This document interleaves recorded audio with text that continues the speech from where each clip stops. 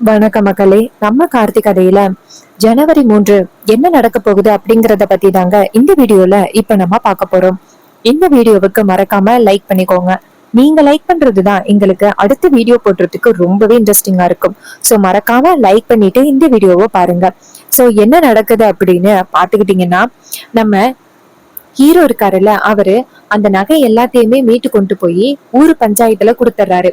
அங்க உள்ளவங்க அந்த நகையை பார்த்துட்டு கண்டிப்பா இது உண்மையான நகைதான் அப்படின்னு நேரா ஹீரோவை பார்த்து, தம்பி, நகையை எப்படியோ நீங்க கண்டுபிடிச்சு கொண்டாந்து கொடுத்துட்டீங்க. அப்ப ஹீரோ சொல்றாரு, இங்க பாருங்க, இதுக்கும் அத்தைக்கும் எந்த சம்மந்தமும் இல்ல. அத்தைக்கு கெட்ட பேரு வாங்கி கொடுக்கணும் அப்படிங்கறதுக்காக சில சதிகாரவங்க இப்படிப்பட்ட காரியத்தை பண்ணிருக்காங்க. அவங்கள இன்னும் கொஞ்ச நேரத்துல அதிகாரிகளும் கைது பண்ணிருவாங்க. நீங்க முன்னாடி சொன்ன மாதிரி அத்தைக்கு முதல் மரியாதை கொடுக்கறது நல்லது. இது கேட்டதும் அவங்க சொல்றாங்க, தம்பி, ஏற்கனவே உங்க அத்தை மேல இவ்வளவு பெரிய பழி போட்டுட்டோமே அப்படின்னு நாங்க எல்லாருமே ரொம்ப கஷ்டத்துல இருக்கோம். சோ அதுக்கு பிராய்ச்சித்தமா கண்டிப்பா ஈஸ்வரி அம்மாவுக்கு நாங்க மறுபடியும் முதல் மரியாதை குடிக்கிறதுக்கு நாங்க முடிவு பண்ணிட்டோம். அப்ப ஹீரோ சொல்றாரு, நீங்க எல்லாரும் வீட்டுக்கு வந்து அத்தை கிட்ட மன்னிப்பு கேட்டு முதல் மரியாதைக்கு கூப்பிட்டீங்கன்னா நல்லா இருக்கும். அப்ப அவங்க சொல்றாங்க, தம்பி, நாங்க மன்னிப்பு கேட்கறதுல எந்த வித பிரச்சனையும் இல்ல தம்பி, நாங்க வரோம் அப்படின்னு சொல்லிட்டு நேரா எல்லாரும் ஈஸ்வரியோட வீட்டுக்கு வராங்க. ஈஸ்வரி வந்திருக்கிறவங்கள பார்த்து, இப்போ எதுக்கு எல்லாரும் இங்க வந்திருக்கீங்க அப்படின்னு சொல்ல, அவங்க சொல்றாங்க, இங்க பாருங்க மேடம், உண்மையான நகைய உங்க மருமகன் கொண்டாந்து கோவில்ல ஒப்படைச்சிட்டாரு. அப்ப வெள்ளி சொல்றாங்க, என்ன சொல்ற அப்படின்னு. அப்ப அவங்க சொல்றாங்க, ஆமா ஈஸ்வரி மேடம், உங்க மேல பழி போடுறதுக்காக யாரோ இப்படிப்பட்ட ஒரு சதியை பண்ணிருக்காங்க. நீங்க கவலைப்படாதீங்க, உங்க மேல தப்பில்லை அப்படின்னு நிரூபிச்சாச்சு. உங்க மேல தப்பில்லை அப்படின்னு எங்களுக்கு தெரியும். உங்ககிட்ட மன்னிப்பு கேட்டு உங்களை கோவிலுக்கு கூட்டிட்டு போகலாம் அப்படின்னு வந்திருக்கோம். வில்லி இதை பார்த்துட்டு ரொம்ப ஷாக் ஆகுறாங்க. ஆகா, அந்த டிரைவர் பையன் நகையை கண்டுபிடிச்சிட்டான் போலயே. அப்ப என் புருஷன் எது என்ன ஆச்சுன்னு தெரியலையே. ஆகா, எப்படியாவது அக்காவை நம்ம குழப்பி விடணும் அப்படின்னு நேரா அவங்க அக்கா கிட்ட, அக்கா பாத்தியாக்கா, வேணும்னா அவங்க நமக்கு மரியாதை கொடுப்பாங்க, இல்லைன்னா தூக்கி தூர வீசுவாங்க. என்னக்கா இதெல்லாம், இப்படிப்பட்டவங்களுக்கு நீ வந்துட்டு போய் முதல் மரியாதை பண்ணணும் அப்படின்னு அவசியமே கிடையாது, நீ போகாதக்கா அப்படின்னு சொல்ல, ஊர் தலைவர்கள் வில்லைய பார்த்து, இங்க பாருங்கம்மா, நாங்க பண்ணது தப்புதான். நாங்க பண்ண தப்புக்கு பிராய்ச்சித்தமா தான் ஈஸ்வரி அம்மாவை நாங்க கோவிலுக்கு கூப்பிட்டு வந்திருக்கோம். அவங்க வந்து முதல் மரியாதை ஏத்துக்கிட்டாதான் இந்த கோவில் திருவிழா நல்லபடியா நடக்கும். அம்மா, தயவு செஞ்சு நாங்க ரொம்ப வேண்டி கேட்டுக்கிறோம், வாங்கம்மா அப்படின்னு. அப்ப ரோகிணி சொல்றாங்க, அம்மா, அந்த கோவில்ல உங்களுக்கு தாமா முதல் மரியாதை கிடைக்கணும், வேற யாருக்கும் அந்த முதல் மரியாதை போக கூடாது. நீங்க தான் அந்த கோவிலை கட்டுறதுக்கு ரொம்ப கஷ்டப்பட்டீங்க. நியாயப்படி உங்களுக்கு தான் முதல் மரியாதை கிடைக்கணும். அதேதான் ஊர் மக்களோட விருப்பமும் கூட. நீங்க தேவையில்லாம சித்தி பேச்ச கேட்காம நீங்க போங்கம்மா. இத கேட்டதும் வில்லி சொல்றாங்க, என்னடி, அப்ப நான் அக்காவுக்கு தப்பான முறையில சொல்லி கொடுக்குறேன் அப்படின்னு சொல்றியா? ரோகிணி சொல்றாங்க, நான் அப்படி சொல்லல. நீங்க அம்மாவுக்கு நல்லதுதான் சொல்றீங்க, இல்லைன்னு சொல்லல. ஆனா இது அம்மாவுக்கு ரொம்ப முக்கியமான ஒரு தருணம். ஊர் மக்கள் எல்லாருமே அம்மாவுக்கு முதல் மரியாதை கொடுக்கணும் அப்படின்னு ஆசைப்படுறாங்க. அதுக்கு அம்மா சரின்னு சொல்லித்தானே ஆகணும். அம்மா, நீங்க போங்கம்மா, நீங்க கௌரவமா இருக்கிறது தான் எங்க எல்லாருக்கும் ரொம்ப பெருமை. இது கேட்டதும் ஈஸ்வரி ரோகிணிய பார்த்து, சரிடி அப்படின்னு ஊர் மக்களை பார்த்து, சரி நான் இன்னும் கொஞ்ச நேரத்துல வரேன் அப்படின்னு சொல்ல, வில்லி ரொம்ப ஷாக் ஆகுறாங்க. சே, எப்படியாவது அக்கா காரியை தடுத்து அந்த முதல் மரியாதை கிடைக்க கூடாது அப்படின்னு பார்த்தா இப்படி அவ முன்னாடி போறாளே அப்படின்னு டென்ஷன் ஆகுறாங்க. அதுக்கப்புறம் ஈஸ்வரி சொல்றாங்க, சந்திரா, என்னாச்சு, என் மேல கோவமா? இங்க பாரு சந்திரா, இந்த விஷயத்துல நான் விட்டு கொடுத்தேன்னு வச்சுக்கேன், அதுக்கப்புறம் அங்க நிக்கிற அந்த சிவனாண்டி எனக்கு முதல் மரியாதை வேணும் அப்படின்னு சொல்லிட்டு நிப்பான். அதுக்கப்புறம் அவனுக்கே அந்த முதல் மரியாதை கிடைக்கிற மாதிரி இருக்கும். கோவிலுக்கு வர நிதி எல்லாத்தையுமே அவன் அவனுக்கு எடுத்துப்பான். இதனால நம்ம ஊருக்கு நிறையவே கஷ்டம் வர்றதுக்கு வாய்ப்பு இருக்கு. அதனாலதான் நான் சரின்னு சொல்லி ஏத்துக்கிட்டேன். என் மேல கோவம் இல்லையே. அப்ப வில்லி சொல்றாங்க, இல்லக்கா, நான் ஏக்கா உன் மேல கோவப்படுற போறேன். நீ என்ன விஷயம் முடிவெடுத்தாலும் அது சரியாதாக்கா இருக்கும். இதை கேட்டதும் ஈஸ்வரி சொல்றாங்க, ஒன்ன மாதிரி ஒரு தங்கச்சி கடத்தச்சுக்கு நான் ரொம்ப கொடுத்து வச்சிருக்கணும். நீ என்ன நல்லாவே புரிஞ்சு வச்சிருக்க. அப்ப வில்லி நினைக்கிறாங்க, ச்சே, நம்ம புருஷனுக்கு இந்த முதல் மரியாதை கிடைக்கணும் அப்படின்னு பார்த்தா இந்த அக்கா காரிக்கு கிடைச்சிருச்சே அப்படின்னு டென்ஷன் ஆகுறாங்க. அப்ப நம்ம ஹீரோ நேரா அவங்க சின்னத்தை கிட்ட வந்துட்டு, என்ன சின்னத்தை, மனசுக்குள்ளேயே ஏதோ கஷ்டப்படுற மாதிரி இருக்கு. என்ன, இந்த முதல் மரியாதை உங்க புருஷனுக்கு கிடைக்க வேண்டியது கடைசி நேரத்துல இப்படி ஆகிருச்சு அப்படின்னு ரொம்ப வருத்தப்படுறீங்களா?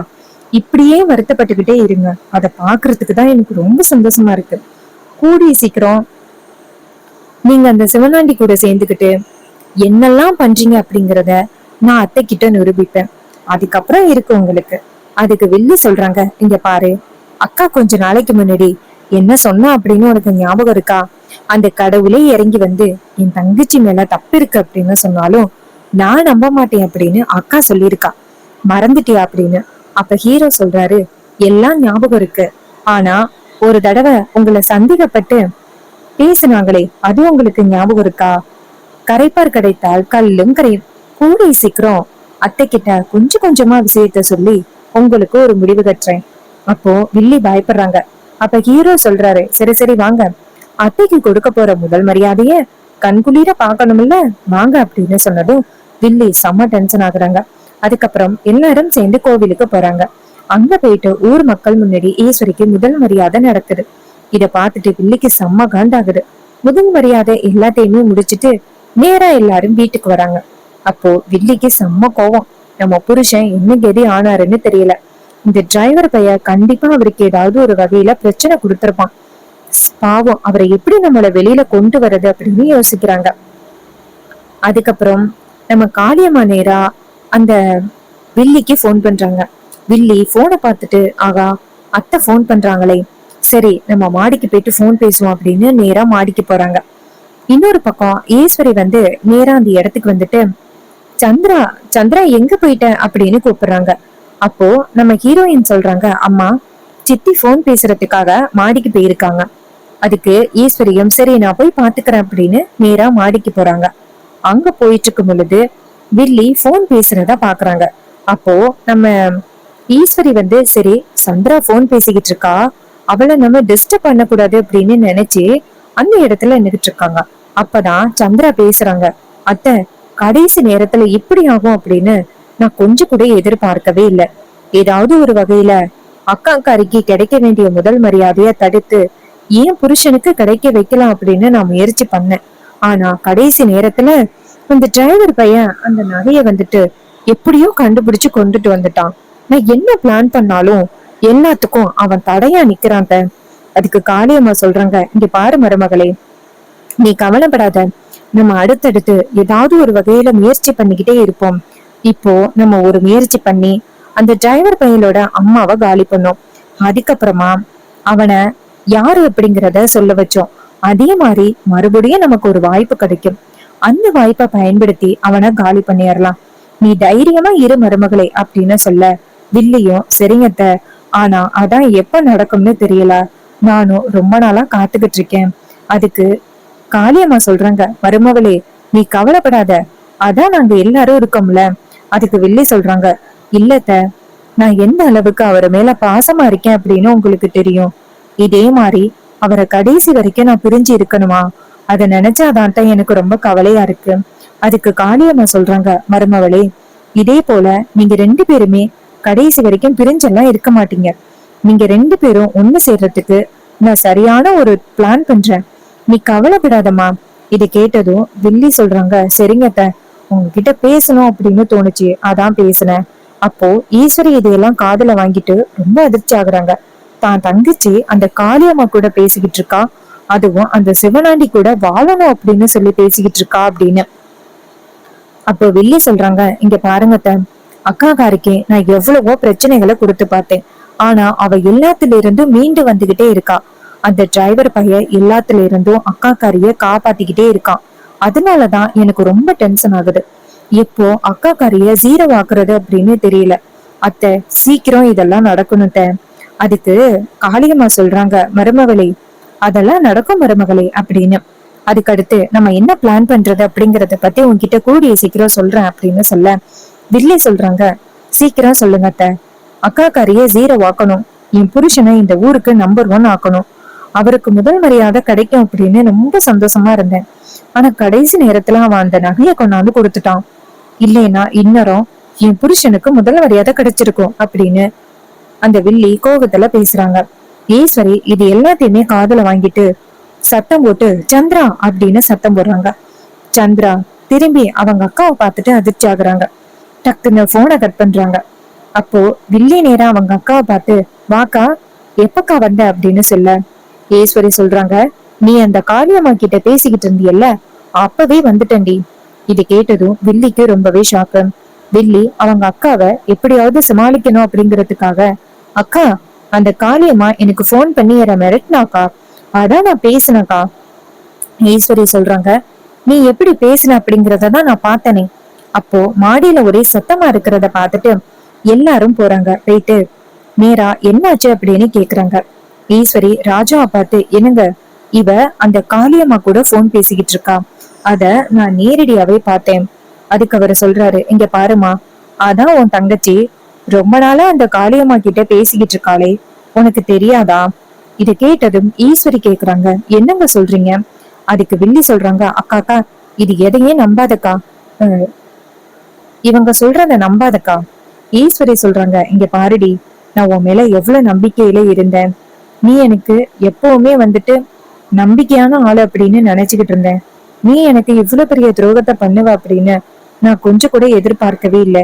ஏண்டி எனக்கு இப்படி ஒரு துரோகத்தை பண்ற அப்படின்னு சொல்லி கேட்க, அதுக்கு வில்லி சொல்றாங்க, இங்க பாருக்கா, அப்படியெல்லாம் இல்லக்கா, நான் உனக்கு எப்படிக்கா துரோகம் பண்ணுவேன்?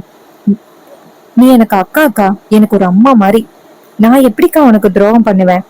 இவங்க எல்லாரும் சேர்ந்து ஏதோ சதி திட்டம் போடுறாங்கக்கா. ஈஸ்வரி சொல்றாங்க, இங்க பாரு, நீ அந்த காளியம்மா கிட்ட பேசிக்கிட்டு இருந்தத என் காதால கேட்டேன். உன் புருஷன் கூட சேர்ந்து வாழணும் அப்படின்னு பேசுற, முதல் மரியாதைய பத்தி பேசுற, நகையை எடுத்துட்டேன் அப்படின்னு பேசுற. அப்ப அந்த நகையை எடுத்தது நீதானா? இந்த வீட்டுல எல்லாரும் சொல்றாங்க நீ அந்த சிவனாண்டி கூட இன்னும் பேசிக்கிட்டு இருக்க அப்படின்னு. ஆனா நான் தான் நம்பவே இல்லை. ஏன் தங்கச்சி அப்படி இருக்கவே மாட்டா அப்படின்னு நான் நம்பிக்கையோட இருந்தேன். ஆனா நீ எனக்கு இவ்வளவு பெரிய துரோகத்தை பண்ணுவ அப்படின்னு நான் நினைச்சு கூட பாக்கல சந்திரா. ஏன் சந்திரா, உனக்கு ஏதாவது ஒரு வகையில நான் குறை வச்சனா? எப்பவுமே உனக்கு நான் பாசமா தானே இருந்தேன். அம்மாவுக்கு அடுத்து உன்னை நான் எப்படி பாத்துக்கிட்டேன். ஆனா அது எல்லாத்தையும் மறந்துட்டு எனக்கு நீ இப்படி ஒரு துரோகத்தை பண்றிய அப்படின்னு சொல்ல, அப்ப வில்லிக்கு ரொம்பவே அதிர்ச்சியா இருக்கு. ஐயோ, அக்காக்காரிக்கு எல்லா உண்மையும் தெரிஞ்சு போச்சு. இப்ப நம்ம என்ன பண்றது அப்படின்ட்டு நேரா ஈஸ்வரியோட கால்ல விழுந்து, அக்கா, இதுவே முதலும் கடைசியுமா இருக்கட்டும், நான் இதுக்கப்புறம் எந்த தப்பும் பண்ண மாட்டேன் அப்படின்னு. அதுக்கு ஈஸ்வரி சொல்றாங்க, இங்க பாரு, இதுக்கு மேலேயும் நான் ஒன்ன நம்ப தயாரா இல்ல. என் கூடவே இருந்துகிட்டு எனக்கு நீ அவ்வளவு பெரிய நம்பிக்கை துரோகத்தை பண்ணிருக்க. இதுக்கு மேலேயும் நான் உன்ன நம்பினேன் அப்படின்னா என்ன மாதிரி முட்டாள் வேற யாருமே இல்ல. நீ இதுக்கு மேலேயும் இந்த வீட்டுல இருக்கிறதுல பிரயோஜனமே இல்ல. நீ உன் புருஷன் கூட சேர்ந்து வாழணும் அப்படின்னு நினைச்சியன்னா நேரா உன் புருஷன் கூடயே போயிரு அப்படின்னு சொல்லிட்டு நேரா வெளியே இருக்காங்கல்ல, அவங்க கைய பிடிச்சு இழுத்துட்டு போறாங்க வெளியில. இத பார்த்துட்டு ரொம்பவே சந்தோஷப்படுறாங்க நம்ம ராஜா. அப்பாடா, இதெல்லாம் எத்தனை நாள் நடக்கணும் அப்படின்னு நான் எதிர்பார்த்து காத்துக்கிட்டு இருந்தேன், என் கண் எதிரே நடக்குதே அப்படின்னு ரொம்ப சந்தோஷமா இருக்காங்க.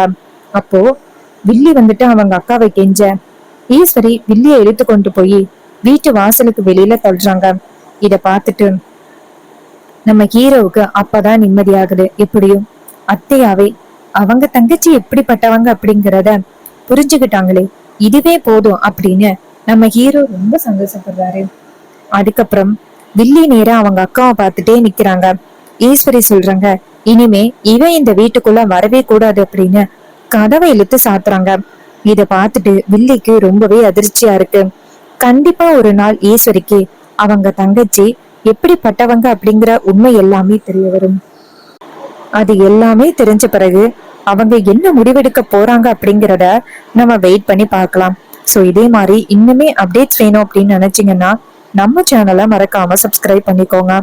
பக்கத்துல உள்ள பெல்லைக்கானையும் கிளிக் பண்ணி ஆல்னு செட் பண்ணிக்கோங்க. அப்பதாங்க அடுத்தடுத்து வீடியோ போடும்பொழுது உங்களுக்கு நோட்டிபிகேஷன் வரும், பார்க்கலாம். இதே மாதிரி வேற ஏதாவது ஒரு கதையில பார்ப்போம். தேங்க்யூ ஃபார் வாட்சிங்.